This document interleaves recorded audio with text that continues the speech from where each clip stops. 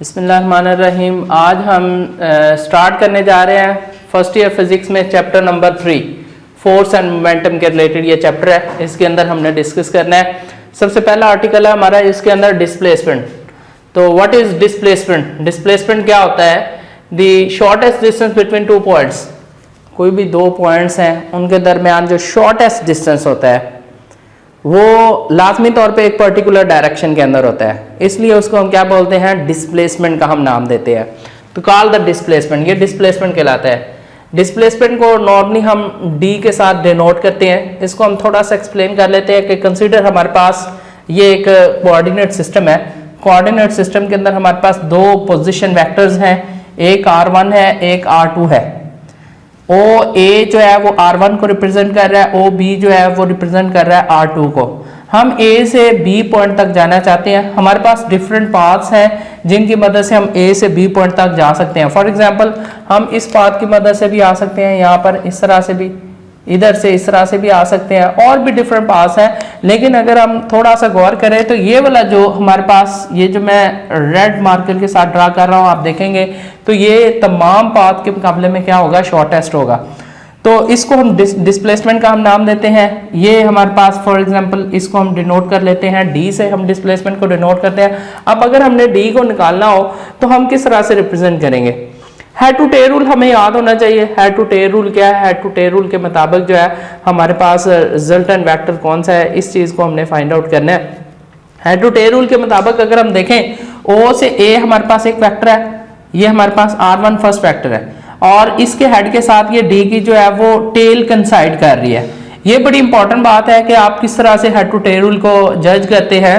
जब भी आपके पास हेड के साथ टेल कंसाइड कर रही है तो इसका मतलब है वो इसके साथ ऐड हो रहा है। और रिजल्टेंट वेक्टर कौन सा होता है? रिजल्टेंट वेक्टर हमेशा वो वेक्टर होता है, हमने चैप्टर नंबर 2 के अंदर ये बड़ा क्लियरली पढ़ा हुआ है कि resultant vector always start from the tail of the first vector, और रिजल्टेंट वेक्टर की जो टेल है वो फर्स्ट वेक्टर के साथ, फर्स्ट वेक्टर की टेल के साथ कंसाइड करती है, और हेड जो है लास्ट वेक्टर के हेड के साथ जो है वो कंसाइड करता है। तो इस तरह से हमारे पास यहाँ पर क्लियरली नजर आ रहा है कि R2 हमारे पास जो है एक रिजल्टेंट वेक्टर है।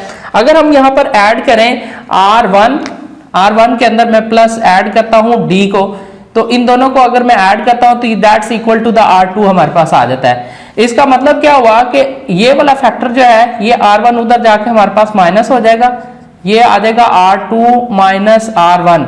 इसका मतलब ये हुआ कि अगर पोजीशन वेक्टर R2 में से अगर मैं R1 को माइनस कर देता हूं तो मेरे पास क्या आ जाएगा? रिजल्टेंट जो आएगा वो आएगा डिस्प्लेसमेंट। ये मेरे पास बच जाता है डिस्प्लेसमेंट।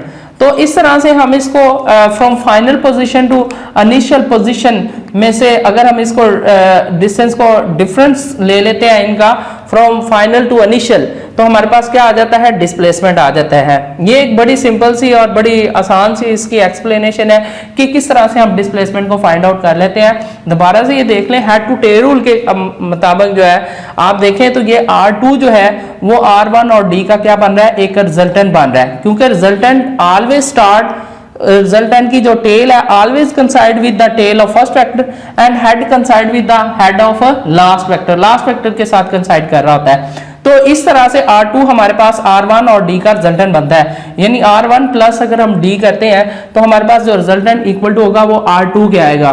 तो ये R1 इधर प्लस है तो इधर जाके क्या हो जाएगा? माइनस हो जाएगा। तो ये हमारे पास D आ जाता है displacement, which is the difference from position vector R2 and R1। यानी R2 में से अगर हम R1 को निकाल देते हैं तो हमारे पास डिस्प्लेसमेंट आ जाता है। इसके बाद हम बात करते हैं यूनिट की। क्योंकि ये डिस्टेंस है, हम बात कर रहे हैं शॉर्टेस्ट डिस्टेंस है, तो डिस्टेंस का जो यूनिट होगा वही जो है वो हम डिस्प्लेसमेंट के लिए यूज करेंगे। जस्ट डिफरेंस हम देखेंगे डिस्टेंस और डिस्प्लेसमेंट के अंदर क्या है, वहां पे जाके हमें बात क्लियरली हो जाएगी। तो इसका यूनिट क्या है? मीटर है। मीटर ऐसा यूनिट जो है मीटर है जो लेंथ के लिए हम इस्तेमाल करते हैं। तो डायमेंशन अगर हम इसके देखें तो डायमेंशन हमारे पास इसकी क्या बनेगी? लेंथ के लिए जो डिस्टेंस के लिए डायमेंशन होती है वो लेंथ वाली होती है, लेंथ जो है। अब अगर हम बात करें डिस्टेंस और डिस्प्लेसमेंट के अंदर डिफरेंस क्या है, तो फर्स्ट ऑफ ऑल वो कहता है the length of path covered by a body from one point two another point. एक पॉइंट से दूसरे पॉइंट तक जो लेंथ ऑफ पाथ होती है दैट्स कॉल्ड द डिस्टेंस कहलाता है। और लेंथ ऑफ पाथ के अंदर हम डायरेक्शन की बात नहीं करते, लेंथ ऑफ पाथ कोई भी हो सकती है। फॉर एग्जाम्पल ये हमारे पास है ए से बी तक, ये हमारे पास जो कर्व्ड पाथ है दैट्स कॉल्ड द डिस्टेंस। ये जो ए बी हमारे पास कर्व्ड है, यहां पर अगर हमने जो ऊपर एग्जांपल दी हुई है इसके अंदर अगर हम ये कर्व्ड पाथ देखें तो ये डिस्टेंस है हमारे पास ए से बी तक जो है, कोई भी यहां से इधर से आ सकता है, इधर से आ सकता है। लेकिन ये जो हमारे पास हम बात करते हैं डिस्प्लेसमेंट की, हम कहते हैं the shortest distance covered from initial position to final position. Initial से फाइनल पोजीशन तक जो शॉर्टेस्ट डिस्टेंस होता है, जिस तरह से ये ए बी है हमारे पास, तो ए बी जो है ये जो एक स्ट्रेट लाइन है, ये क्या है हमारे पास डिस्प्लेसमेंट है, ये क्या हमारे पास है डिस्प्लेसमेंट है।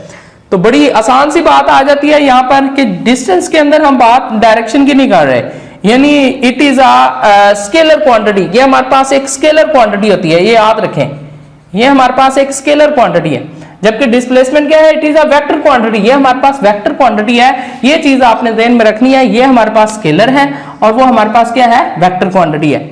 It has no direction, scalar के लिए कोई डायरेक्शन मेंशन करना जरूरी नहीं होता हमें, ये हमने पहले डिस्कस किया हुआ है। जबकि वेक्टर की डायरेक्शन होती है और डिस्प्लेसमेंट चूंकि वेक्टर है तो इसकी डायरेक्शन है, तो इसकी डायरेक्शन किधर होगी, along the direction of motion. जिस तरह बॉडी मूव कर रहा है एक पर्टिकुलर डायरेक्शन में, जिस पर्टिकुलर डायरेक्शन में बॉडी मूव कर रहा है वही जो है वो डिस्प्लेसमेंट की डायरेक्शन होगी।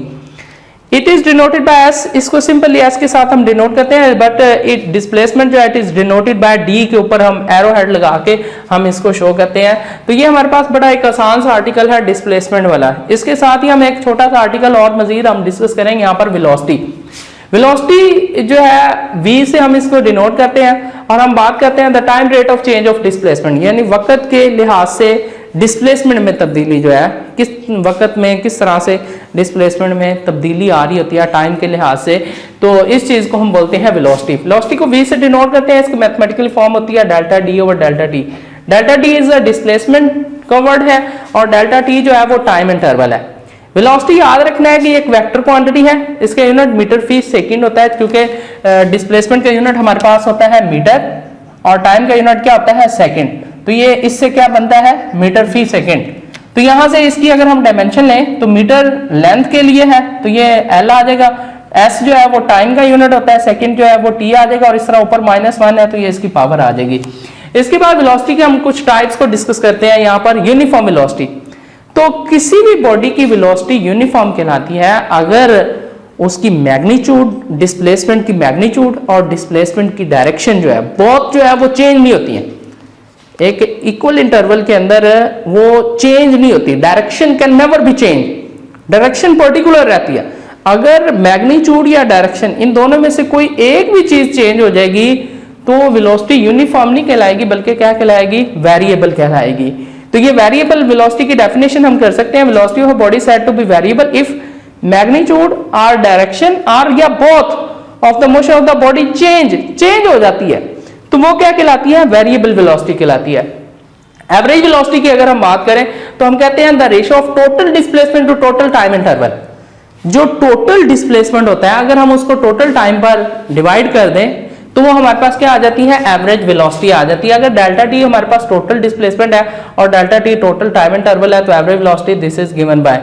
इंस्टेंटेनियस वेलोसिटी क्या होती है, इंस्टेंट जिस तरह से हमें वर्ड से पता चल रहा है कि एक लम्हा यानी very short interval of time के अंदर जितना डिस्प्लेसमेंट के अंदर तब्दीली आती है टाइम इंटरवल के अंदर, very short interval of time, let's see limit delta T approaches to 0, इतना कम टाइम है कि हम उसको 0 कंसीडर कर लेते हैं तो इसके दौरान में जो वेलोसिटी की चेंज है that's called the instantaneous velocity. Instantaneous velocity कहलाती है ये जो time rate of change of displacement है for very short interval of time. हम इसको कह सकते हैं the time rate of change of displacement in very short interval of time such that delta T approaches to 0, that's called the instantaneous velocity. ये हमारे पास instantaneous velocity कहलाती है।